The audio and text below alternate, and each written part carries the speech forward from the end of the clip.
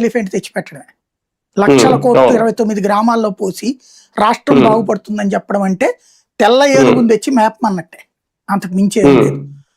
విజయవాడ గుంటూరు ఇవన్నీ కలిపిన నగరం అయితే గ్రోత్ ఇంజన్ అనను గాని గ్రోత్ కి స్కోప్ ఉంటుంది. గ్రోత్ కి స్కోప్ ఉంటుంది.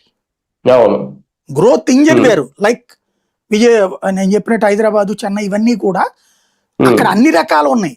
మ్యానుఫ్యాక్చరింగ్ సెక్టారు, తర్వాత దాన్ని ఏమంటారు మన సర్వీస్ సెక్టారు, అన్ని కలిపి ఉన్నాయి. అవి అడ్మినిస్ట్రేరియల్ అన్ని కలిపి, కాబట్టి అవి గ్రోత్ ఇంజన్స్.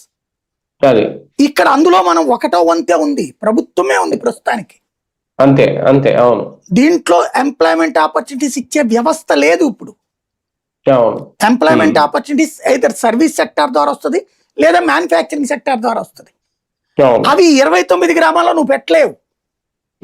విజయవాడలో పెట్టగలవు, గుంటూరులో పెట్టగలవు, ఆల్రెడీ ఉన్నాయి మ్యానుఫ్యాక్చరింగ్ సెక్టార్స్ గుంటూరు విజయవాడలో.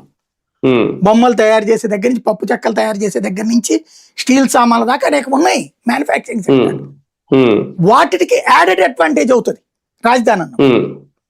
అవి లేకుండా పెట్టే నగరం అన్నటువంటిది ఎంతవరకు అంటే ఎదుగుదలకి మనంతట మనం ఇప్పుడు కేవలం చప్పట్లు కొట్టడానికి పనికి వస్తుంది తప్పించి ఎదుగుదలని మనం తీసుకెళ్లి దెబ్బతీస్తున్నట్టు ఉట్టి 29 గ్రామాలు అయితే.